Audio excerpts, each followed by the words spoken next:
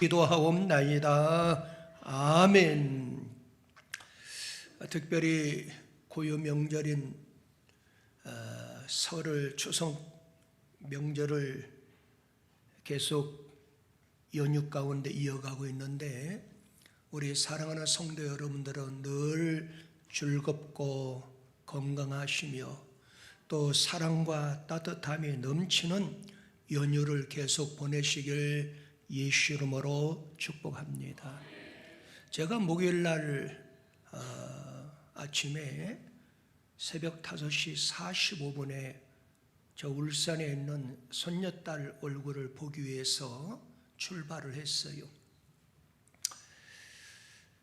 차가 막힌다고 6시간 반 걸리고 8시간 걸린다고 그러길래 8시간 정도야 손녀딸을 보는데 그 정도야 내가 헌신해야지. 그리고 차를 몰고 갔어요. 근데 차가 그렇게 좀 막혀요. 이 길을 우리 김천 가는 그 길이니까. 그래서 우리 유광일 안수 입사님도 이 길로 다녔고 또 김경미 권사님도 안동이라 이 길로 갔고 또 우리 이본욱 권사님도 대구라 이 길로 많이 갔고 또 박순주 권사님도 부산이라 이 길로 많이 갔겠지. 그러면서 즐거운 마음으로 차를 몰고 갔는데 오후 6시에 도착을 했어요. 그런데 내 평생에 12시간 넘게 운전한 적은 오범열 역사 일에 처음이었어요. 그런데 왜 지루하지가 않았어요? 12시간을 운전하고 가니까 도착하니까 우리 딸도 사위도 아버님 얼마나 피곤하냐 누우시라고. 그런데 피곤한 줄 몰랐어요. 왜 그랬을까요? 손녀딸을 보겠다는 희망이란 두 글자를 가지고 거기까지 갔기 때문에 30일 만에 처음 보는 거예요. 저는 가면서도 그 생각을 했어요.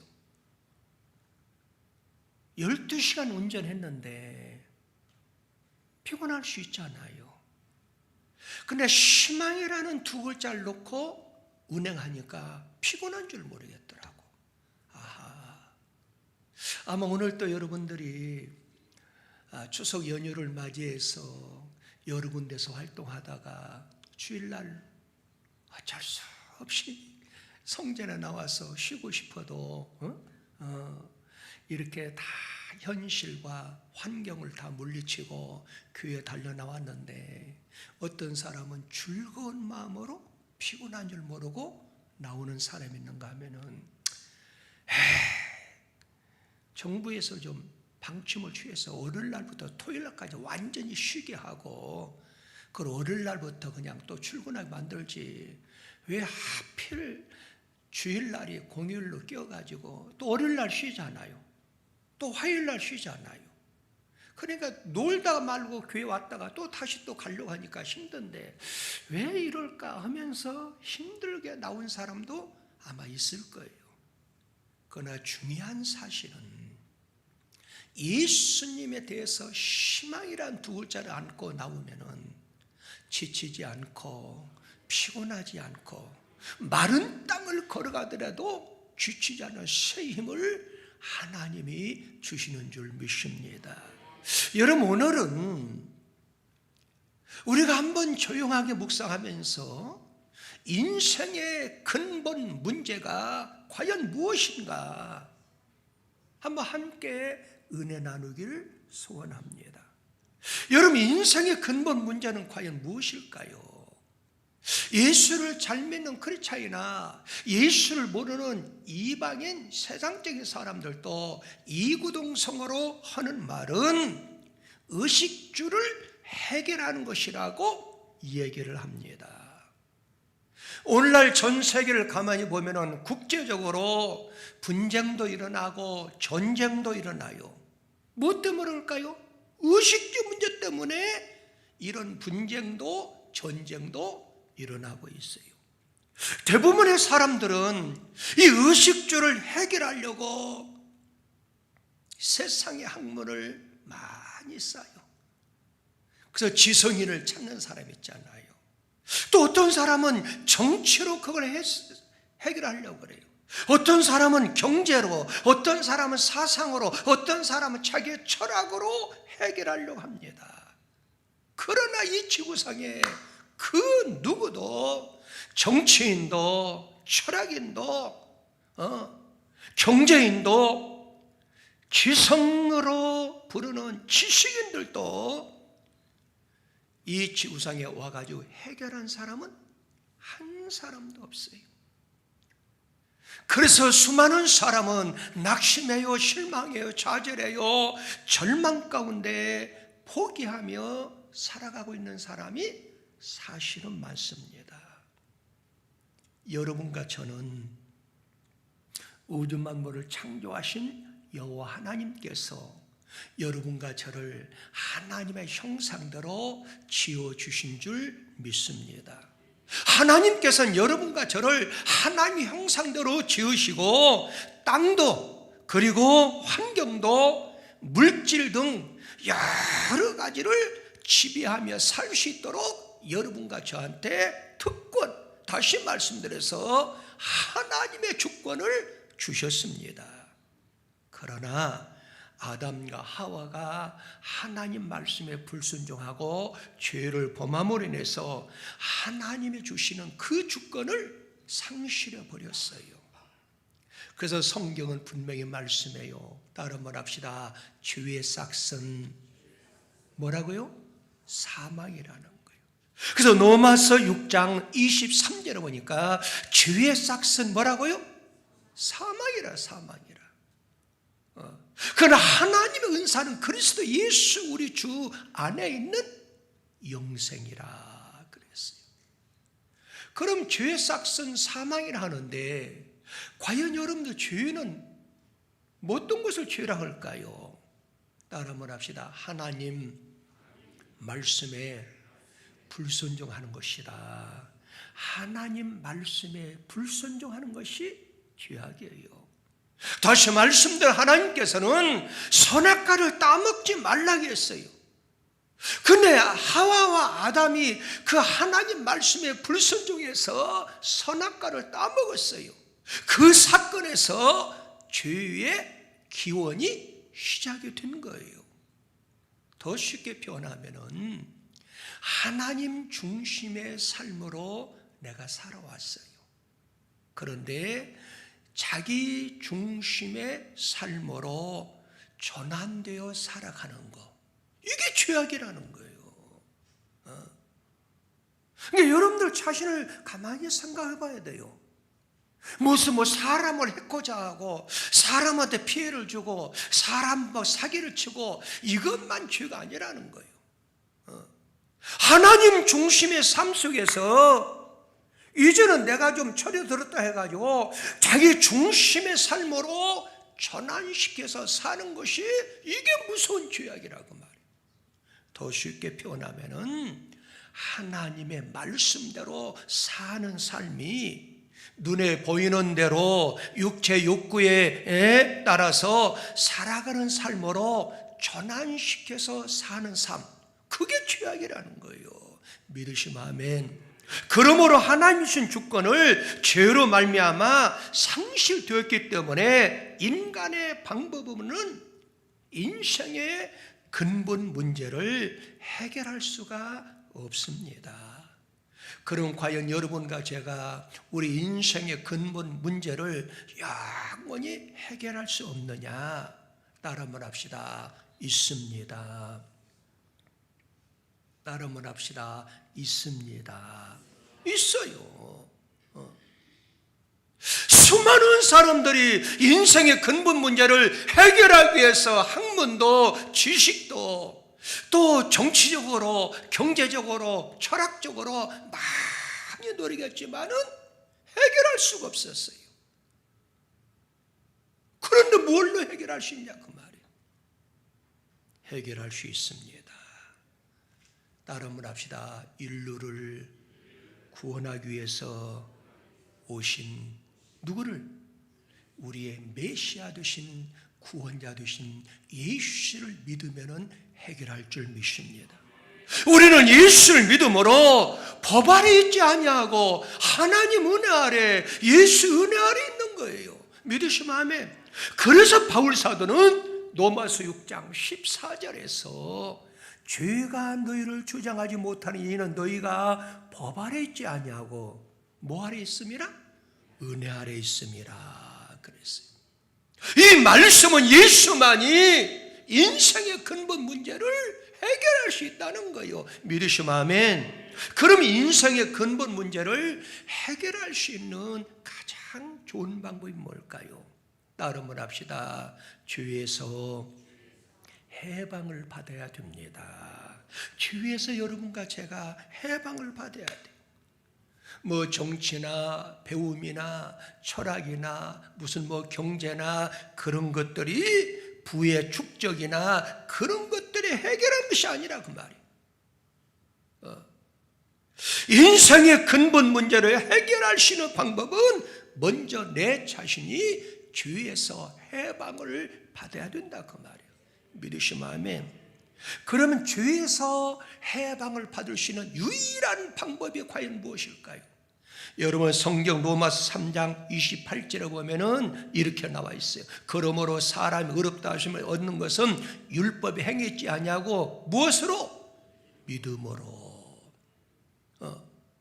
그러니까 하나님께서 이 세상을 사랑하여 주셔서 독생자 예수 그리스도 이 땅에 보내주셨는데 그분이 나의 구원자로 나의 죄의 해방자로 그분을 믿으면은 모든 인생의 근본 문제가 해결될 줄 믿습니다. 우리 구원자 예수님은 죄를 사하는 권능이 있어요. 능력이 있어요. 아멘. 우리의 구원자이기 때문에 우리의 죄를 사할 수 있는 능력이 있다는 거예요.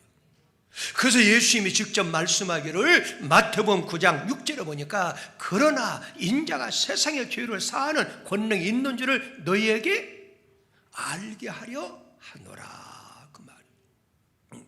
그 예수님만이 누구만이 우리의 정치나 경제나 무슨 철학으로 우리의 죄를 해결할 수 없어요.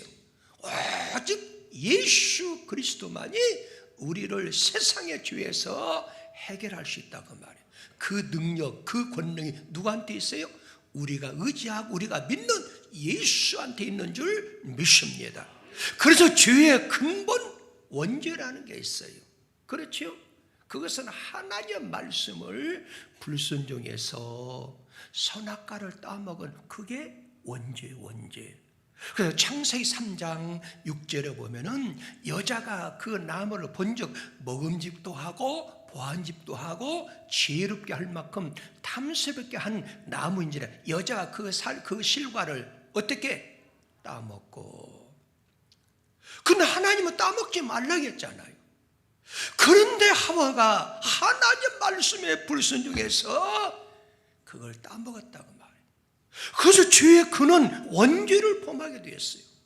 이를 통해서 이 지구상에는 죽음이 찾아오고 싸움이 일어나고 저주가 오고 지옥이 오고 고통이 찾아오고 재앙이 찾아오고 무능함이 찾아오고 질병이 찾아오고 모든 것이 다 왔어요.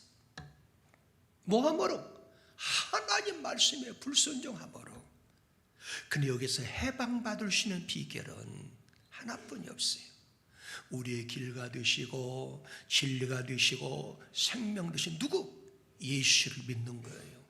그래서 우리 예수님께서 요한복음 14장 6절에서 분명히 밝혀 있어요. 예수께 이르되 내가 곧 길이요 진리요 생명이니 나로 말미암지 않고는 아버지께로 올 자가 없다라는 거예요. 그래서 이 죄의 근원 원죄를 우리가 해방받을 수 있는 비결은 우리의 길과 진리와 생명 되신 예수를 영접하고 예수를 믿어야 될 줄 믿습니다. 그 다음에 두 번째는 자범죄가 있다는 자범죄. 여러분 자범죄라는 건 일상생활에 우리가 알고 짓고 모르고 지은 죄를 가리켜요. 그래서 하나님께서 우리 인간을 만들고 한탄했다고 말해요. 탄식했다 그 말이야. 그래서 창세기 6장 5절 6절에 보면은 여호와께서 사람의 죄악에 세상에 가득함과 그의 마음으로 생각하는 모든 계획에 항상, 그 다음 읽어 시작, 악할 뿐임을 보시고 땅 위에 사람 지으신 뭐 하시고 한탄했다. 그러니까 생각과 마음이 계획이 항상 악하다는 거예요. 왜 그럴까요? 하나님 중심에서 떠나고 자기 중심, 자기 사상, 그걸 지배하에 살아가기 때문에 그래요. 그래서 여러분들이요, 자범죄라 하는 것은 무슨 막 큰 사기치고 무슨 막 큰 사람을 막 해치고 그것도 죄지만은 가장 무서운 죄악은 하나님 중심으로 살아가야 되는데 내 중심으로 살아가고 나의 철학으로 나의 의지로 내가 지배를 받으며 살아가는 거, 이게 하나님 앞에 죄악이라는 거예요. 그래서 이런 사람은 모든 걸 행할 때 뭐 하느냐? 이권 중심이에요. 그래서 자꾸 이득을 따지는 거예요. 야, 이걸 하면은 내가 얼마나 돈을 벌 수 있을까 없을까, 전부 계산적이에요. 친구들 만나는 것도 이권 개입이에요. 내가 이 친구들을 사귀면 손해 볼 것인가 이익을 볼 것인가, 이게 사탄의 올무에 걸린 거예요. 그건 여러분들이 하나님 생각이 아니라 그 말이에요. 그래서 거기서 해방을 받아야 돼요. 해방받을 수 있는 비결이 뭘까요? 로마서 8장 2절에 보니까 이는, 그 말은 무슨 말이요?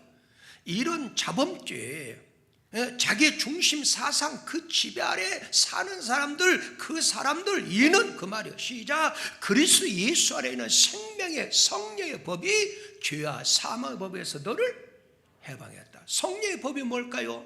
하나님 말씀만이 우리를 변화시킬 수가 있고, 하나님 말씀만이 죄악에서, 자범죄에서 해방시킬 수가 있고, 하나님 말씀만이 자기 중심 그리고 이권 중심에서 해방을 받을 수 있다는 사실이에요. 믿으시면 아멘.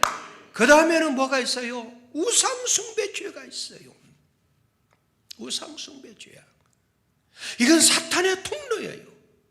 세계 어느 역사를 보더라도 이 사탄은요, 사람들을 우상숭배 만들게 해요. 왜? 이게 사탄의 통로라 그 말이에요.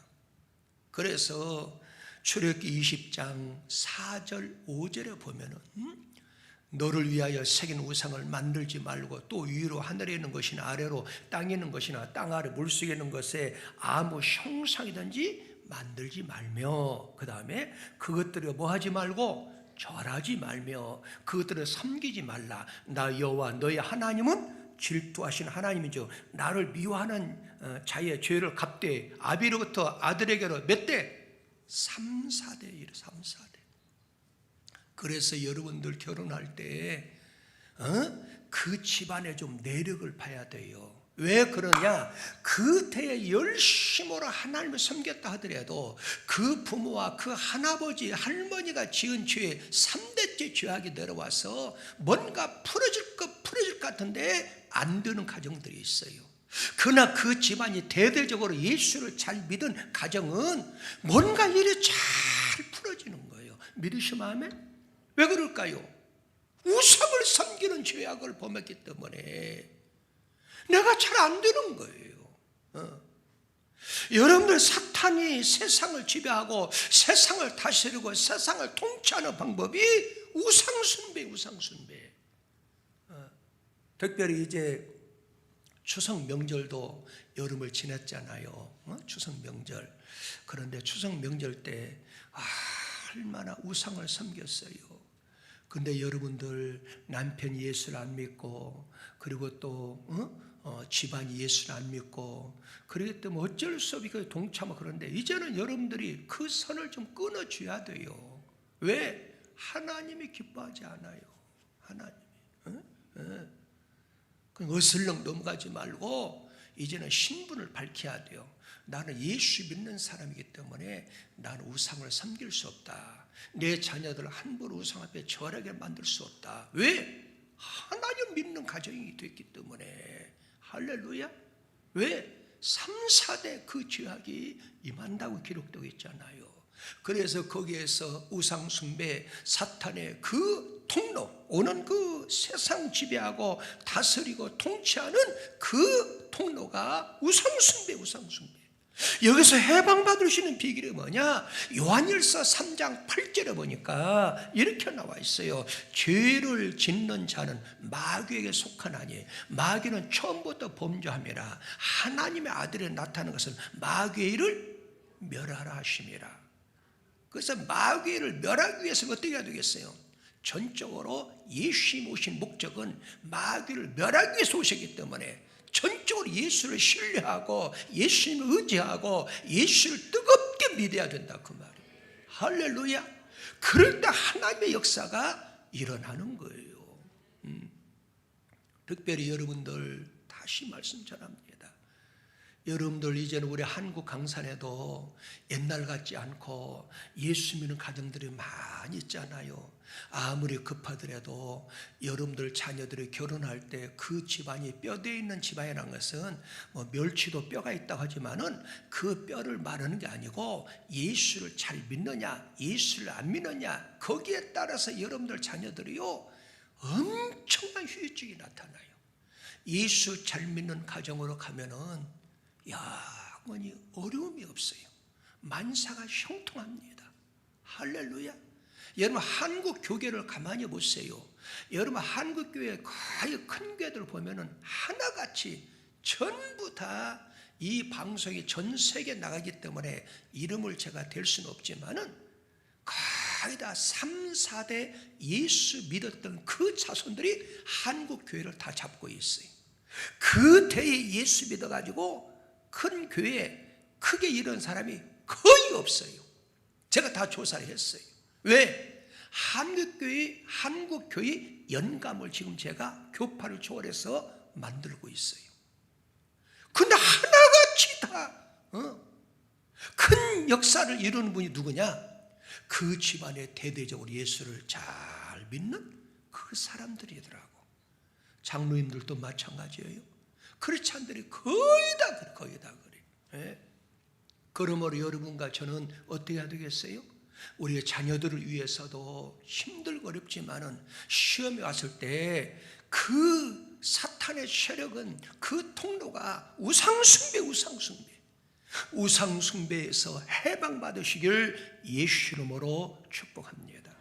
그 다음에 두 번째로 여러분과 제가 인간의 근본 문제를 해결할 수 있는 비결은 따라 한번 합시다. 내 자신을 순결하게 보존해야 됩니다. 이 말은 구별된 삶을 좀 살아가야 돼요. 여러분 이 지구상에 수많은 사람이 살아가고 있어요. 그러나 예수를 믿는 사람과 예수를 안 믿는 사람과 차이가 있는 거예요. 예수를 안 믿는 사람은 그냥 그럭저럭 살아가요. 그러나 예수를 믿는 사람은 나는 구원받는 백성이고 천국 갈 인생이다. 그래서 뭔가 좀 구별돼야 된다 그 말이에요. 그래서 바울 사도 로마서 6장 12절에서 그러므로 너희는 죄가 너희 죽을 몸을 지배하지 못하게 하여 몸의 사육에 순종하지 말라. 그러니까 은혜 아래 사는 사람들은 자신을 그냥 마구잡이로 사는 것이 아니고 이 세상에 태어나서 똑같이 살아가는 것 같지만은 예수를 믿는 사람, 하나님 믿는 사람은 삶의 현장에서 구별되게 살아간다는 거예요. 그래서 예수 믿고 구원받은 사람들을 우리는 뭐라 그래요? 성도라고 부르는 거예요. 여러분 성도란 뜻을 아세요? 성도는 기독교 신자를 가장 높이 부를 때 성도라는 거예요. 그래서 사실은 제가 목사지만은 사실 이 목사인 저도 높임말로 오범열 성도라고 불러야 되는 거예요. 왜? 성도는 구별되게 살아간 사람, 덕행에 뛰어나서 수많은 사람한테 공경받는 사람을 성도라 부르는 거예요. 할렐루야. 그러니까 죄인이었던 우리는 예수님 은혜로 하나님의 자녀가 되었습니다. 이 놀라운 사실이 우리를 향한 하나님의 뜻인 줄 믿습니다. 할렐루야. 그래서 바울 사도는 하나님의 뜻대로 여러분과 저를 우리를 애정하사 예수 그리스도로 말미암아 하나님의 아들들, 자기의 아들들로 만들어 주셨다는 거예요. 그 말씀이 에베소 1장 5절에 보니까 시작. 그 기쁘신 뜻 우리를 뭐하사 애정하사 누구로? 예수 그리스도로 말미암아 자기의 아들들. 거기에 아들들이 이제 바꿔줘야 돼요. 왜? 딸들도 많잖아요. 그거 뭐라고 해야 되겠어요? 하나님의 그 자기의 뭘로? 자녀들이 그래요. 자녀들. 이 성경 바꿔야 돼요. 그렇다고 집에 있는 거 버리지 말고 하나님의 자녀들로 불러주셨다는 거예요. 그럼 여러분과 제가 예수 그리스도를 통해서 하나님의 자녀로 부름을 받았다 하면은 하나님께서 여러분과 저를 불러주신 목적이 뭐냐고 말이에요. 만세전에 선택해 주시고 만세전에 우리를 계획하셔서 그 방법대로 그 설계도대로 우리를 어떻게 선택하시고 구원시켜 주셨어요. 오늘도 이렇게 구원받은 증표로 그 육체가 피곤하지만은 성전에 나와서 예배를 드리는 거예요. 이거 쉬운 게 아니에요. 무슨 증표요? 구원받은 증표라 그 말이에요. 할렐루야. 그럼 여러분과 저를 왜 만세전에 창사전에 불러주시고 그리고 그 수많은 인구 가운데서 우리를 선택해 주시고 우리를 왜 구원시켜 줬냐고 말이에요. 그 이유는 딱 하나예요. 그 말씀이 에베소 1장 6절에 보니까 시작. 이는 선택한 이유는 그 말이 시작. 그의 사랑하는 자 안에서 우리에게 거저 주시며 그의 은혜의 영광을 뭐하기 위해서? 찬미하게 하려고. 그럼 여러분 거기 에베소 1장 6절에 보니까 은혜의 영광을 찬미하기 위해서. 여러분 은혜의 영광이 뭐냐 그 말이에요. 은혜의 영광이라는 것은 하나님께서 독생자 예수 그리스도를 이 땅에 보내주셔서 십자가에서 죽게 하심으로써 우리를 구원하신 그 은혜, 그 사랑을 말씀하고 있는 거예요. 그래서 하나님께서 자신의 독생자이신 예수님을 십자가에 죽게 하시면서까지 죄인을 우리를 하나님으로 자녀로 하나님의 자녀로 삼아 주셨다는 그 뜻이라 그 말이에요. 할렐루야. 그래서 여러분과 저는 예수님을 통하여서 구원을 받았어요. 죄인에서 하나님의 자녀가 된 여러분과 제가 하나님을 찬송, 에파이노스 이렇게 나왔어요. 에파이노스 찬송이라 그 말이요. 찬송하게 하심이라고 분명히 말씀하고 있어요. 그럼 오늘 본문에서 말씀한 찬송은 무슨 여러분과 제가 부르는 세상의 유행가나 사람들의 무슨 사랑의 노래 그 수준이 아니라 그 말이에요. 하나님께서 여러분과 저한테 베풀어 주신 놀라운 구원의 사랑과 은혜에 대한 특별한 찬양, 구별된 찬양인 줄 믿습니다. 우리를 향한 하나님의 큰 뜻을 깨달은 성도들 여러분과 저의 입술에서는 더 이상 세상 유행가가 아닌 그 크신 하나님에 대한 구별된 노래가 가득 차야 될 줄 믿습니다. 여러분 이 말씀은요 여기만 나온 게 아니에요.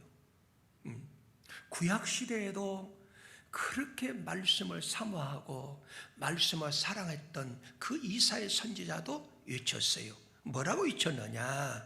왜 하나님께서 우리를 선택해 주셨느냐? 그 목적이 분명히 있다는 거예요.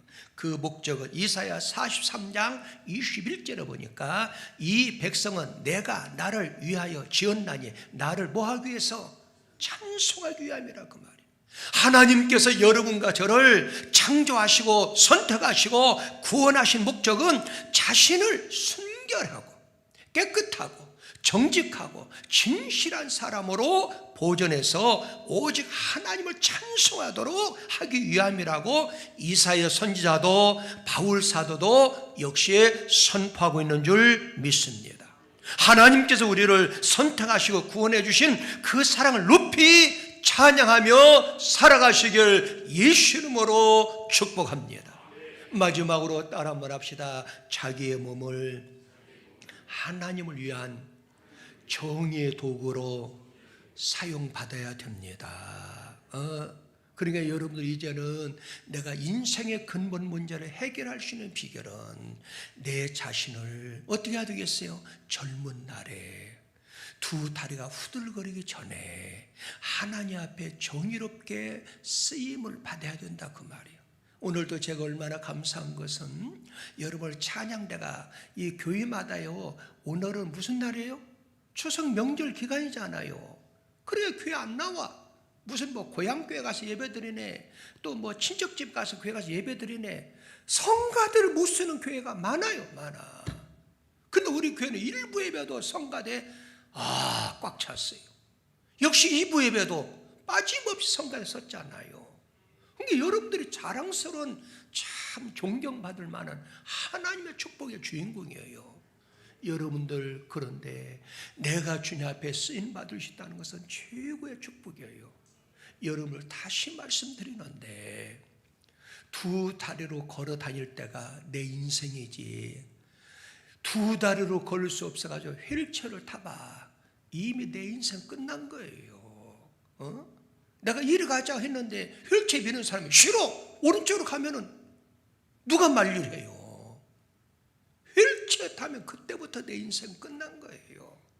휠체어 타기 전에 열심히 예배라도 한번 더 참석하고, 할렐루야, 성가대라도 한번 더 쓰고, 주일학교 교사라도 한번 더 하시고, 또 아멘도 안 하시는 할렐루야. 그래서 로마서 6장 13절에 보면은 그렇게 나와 있죠. 또한 너의 지체를 불의의 병기로 주에게 드리지 말고 오직 너의 자신을 죽은 자 가운데서 다시 산 자같이 하나님께 드리며 너의 지체를 뭘로? 의의 병기로 하나님께 드려라 그랬어요.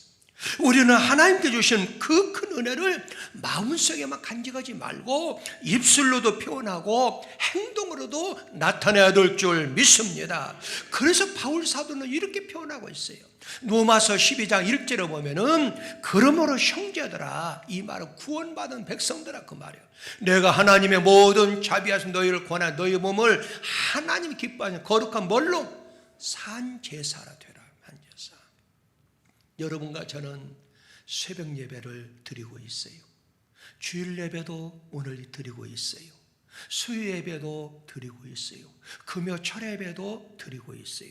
또 주일학교 교사도 쓰임받는 일꾼들이 있고, 또 찬양도로 귀하게 쓰임받는 사람들도 있고, 또 여러분들 차량 봉사로 제일 먼저 나와서 제일 늦게 가는 아주 훌륭하게 차량 봉사로 쓰임받는 사람도 있습니다.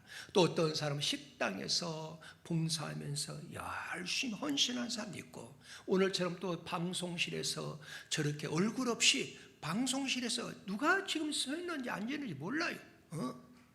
그래 방송실에 얼굴 없이 헌신하고 봉사하는, 제일 먼저 나와서 말씀을 찾고 컴퓨터를 정리하고 방송을 켜고 여러 사역자들이 있어요. 이 모든 것이 하나님 앞에 의의 병기로 쓰임받는 일이라 그 말이에요. 또 여러분들 수요일날 같은 경우는 자녀를 위해서 전도하는 일, 우리 몸을 하나님 위한 정의의 도구로 사용되게 하는 일 중에 하나예요. 우리 입가에서 여러분과 저는 일평생 동안 따라 말합시다. 내 평생 소원 이것뿐, 주의 일 하다가 이 세상 이별하는 날 주 앞에 가리라. 이 찬양이 내 마음속에 신앙 고백이 되어야 돼. 할렐루야. 왜? 그 사람이 하늘나라에 상급이 쌓아지. 여러분들 여기에서는 아무도 알 수 없어. 어떤 사람은 새벽부터 오후까지 나와가지고 막 죽으라고 왔다 갔다 막 주일학교 교사하지, 성가대 하지, 막 그리고 또 식당 봉사를 하지, 막 정신없어. 근데 어떤 사람은 그냥 맥없이 그냥 이 지하에서 6층, 5층까지 왔다 갔다 해. 뭘 하도 하나 알수있게 하나 물고 돌아다녀요. 그러면 여러분들이 먼 훗날에 하나님이라 하면은, 기독교는 행한 대로 복을 주시는데 이 땅에서도 복을 받지만은 내시의 하늘나라에 상급이 어떤 사람 많겠냐 그 말이에요. 그날 멀지 않았어요. 여러분 젊으니까? 아니에요. 사과나무 밑에 가서 보니까, 우리 집 옛날 과수원했다고 그랬죠? 가서 보니까 사과가 익은 사과만 떨어지는 것이 아니라 파랗게 익지 않은 사과도 종종 떨어지더라고. 따라 한번 합시다. 그건 그리요. 할렐루야. 죽음 앞에는 장사가 없어요. 하나님이 부르면은 누구를 막론하고 언제든지 우리는 가야 돼요. 그러나 누가 먼저 갈 줄 아무도 장담 못해. 하나님의 주권이기 때문에 그날이 오기 전에 건강할 때 한 번 더 하나님을 찬양하고 한 번 더 그 입술로 하나님을 노래하고 한 번 더 성한 다리를 움직이면서 청소 한 번 더 힘쓰고 한 번 더 많은 성도들을 그 봉사하는데 식사 당보로 음식을 잘 못하면은 식당 설거지라도 하면은 이게 바로 의의 병기로 하나님 앞에 쓰임 받는다는 사실이에요. 그러므로 그런 삶이 여러분과 저의 삶이 되어야 될 줄 믿습니다. 우리 한번 그런 심정으로